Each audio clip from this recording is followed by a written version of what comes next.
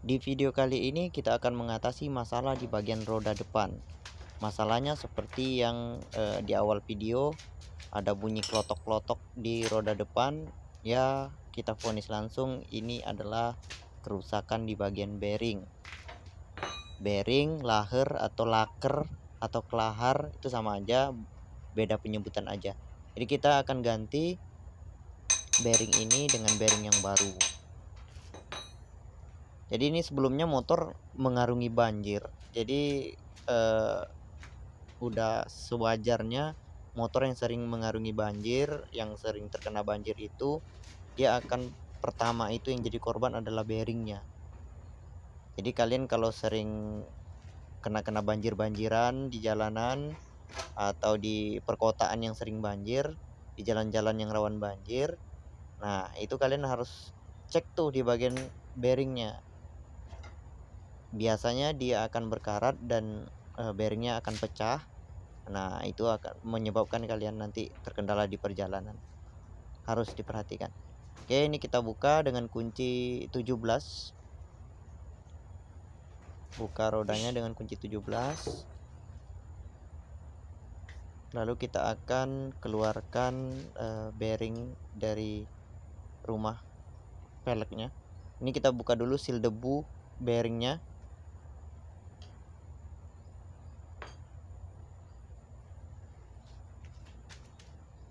Nih, bisa kita lihat itu udah karatan semua ya.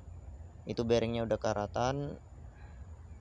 Mungkin susah terlihat karena kameranya kurang mantap ini. Besok lah kita ganti kamera yang bagus ya. Nih, kiri kanan udah karatan. Aduh, fokusnya parah ini kamera. Minta buang apa ini. Oke, daripada mikirin kamera, mending kita langsung eksekusi aja. Ya, siapkan alatnya. Ini saya pakai obeng yang udah patah nih. Saya rapikan ujungnya buat dorong ya. Buat diketok-ketok. Oke ya. Oke, coba masukkan obeng patahnya, kita rasa-rasakan. Kalau udah ada rasa mentok, baru ditokok. Pelan-pelan, pakai perasaan. Jangan main hantam aja. Ya, udah ada rasa kandas, baru tokok. Dimiring-miringin aja, ada terasa udah mentok, tokok gitu sampai lepas.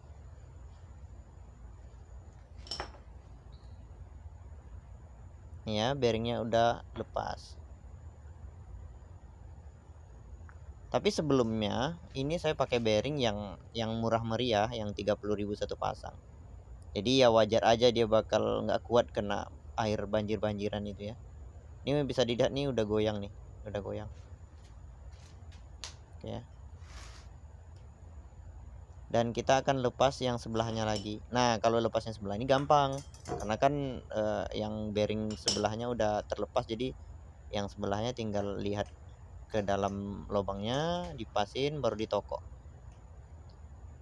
Tapi kalau kalian yang punya tracker bearing, ini lebih bagus pakai tracker bearing ya. Ini karena saya belum punya tracker bearing, makanya saya pakai cara zaman batu ya, main toko-toko. Yang penting tetap hati-hati, ini caranya aman kok. Yang penting mukulnya itu kalau bisa keliling, jangan di satu sisi aja, biar keluar bearingnya itu nggak miring. Kalau kalian agak muter-muter, dikelilingin bearing itu nokoknya, itu dia akan keluarnya bareng-bareng gitu. Bareng-bareng, emang rame. Pokoknya gitu ya. Jangan mukulnya itu sebelah aja. Kalau sebelah bearing aja yang dipukul, dia keluarnya bakal miring. Nah, akan repot lagi kalau rumah bearing yang di velg itu bermasalah. Nah, itu lebih repot lagi nanti. Yang penting manfaatkan alat yang ada. Waduh, kok aku bingung ya. Ini aku sebenarnya nyari ganjelan ya biar tinggi. Ya udahlah. Ditahan pakai kaki aja baru ditokok. Nah, itu. Udah. Kita pelanteng nih ya. Udah lepas. Nah, selanjutnya kita akan pemasangan bearing baru. Ya. Ini merek Nachi bearing. Katanya ini bearingnya bagus ya, made in Taiwan. Harganya pun 2 kali lipat daripada harga bearing sebelumnya. Jadi ini saya ke bengkel minta bearing yang bagus gitu. Nah, dikasih dah ini made in Taiwan. Ya semoga aja memang lebih bagus ya. Yang penting kita cek secara berkala. Bagus nggak bagus akan kelihatan nantinya.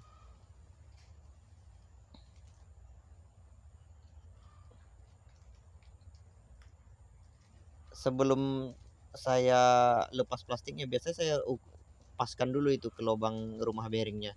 Karena pengalaman saya pernah beli ke bengkel tuh, saya nggak nyebutin kode, dikasih sesuai merek motor aja. Wah, ternyata itu kekecilan. Kalau kekecilan kan, kalau plastik belum dibuka masih bisa dikembaliin gitu. Makanya ya pandai-pandai kalian lah. Yang penting mantap. Sebelumnya rumah bearingnya harus kita bersihkan dulu ya. Tadi kan udah banyak karatan tuh, kita bersihkan dulu. Jangan sampai langsung pasang. Kalau langsung pasang sama dengan tidak.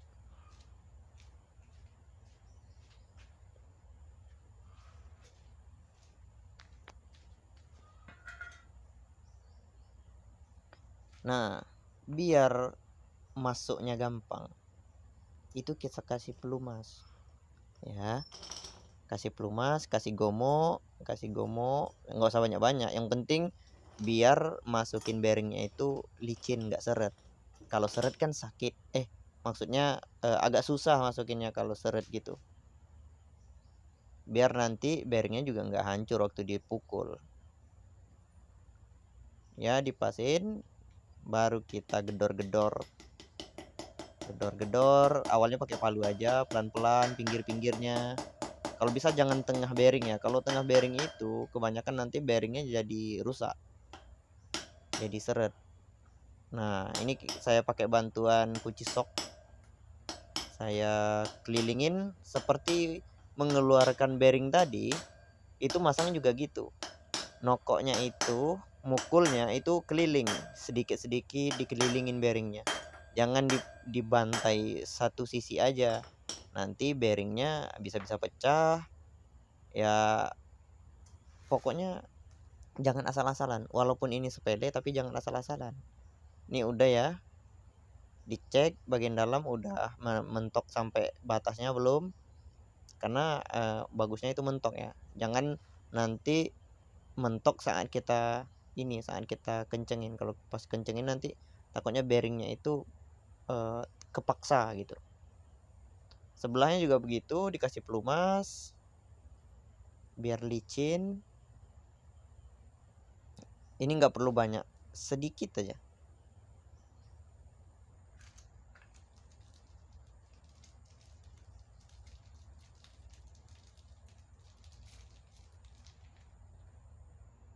Dites-tes dulu ya.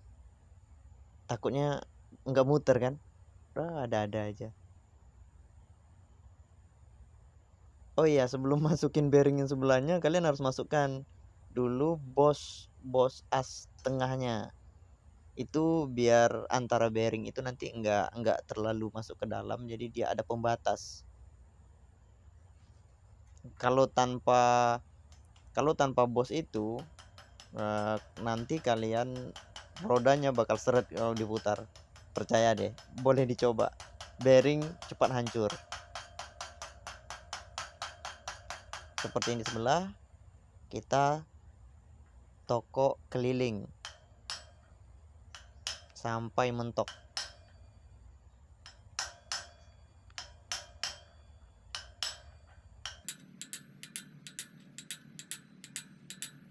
Kalau dirasa udah mentok, ya kita cobain dulu nih asnya.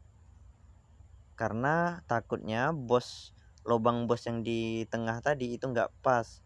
Kalau langsung dimentokin sampai mentok, itu asnya kan bakal kejepit.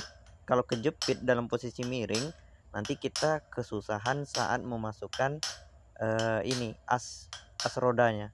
Nah, kalau udah bisa masuk kan baru dikencengin.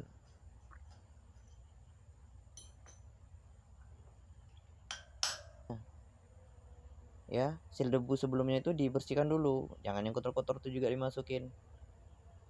Oke, kita masukin, kita pukul sampai rata dengan pinggiran dari lubang silnya itu ya.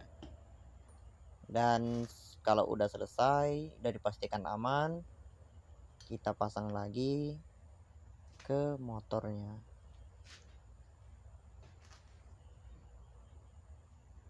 Jangan sampai kebalik ya, kalau kebalik bahaya nanti. Cakramnya itu sesuai dengan di tempat kalipernya ya. Jangan pula bearingan cakram kalian balik-balik ke sebelah kanan. Sebelah kanan saya maksudnya, bukan sebelah kanan motor. Kalau Yamaha itu rata-rata piring cakramnya ada di sebelah kanan. Kalau Honda tuh biasanya rata-rata di sebelah kiri.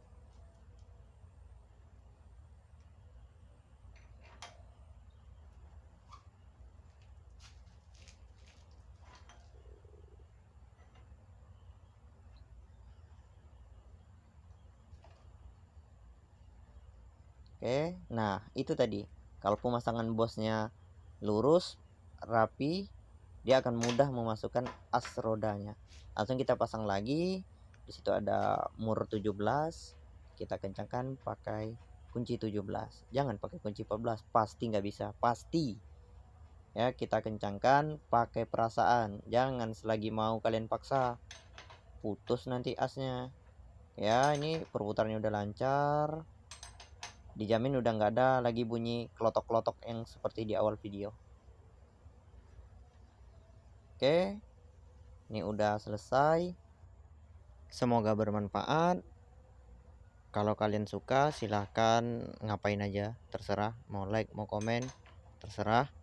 Ya, saya undur diri dulu. Sampai jumpa di video-video selanjutnya. See you.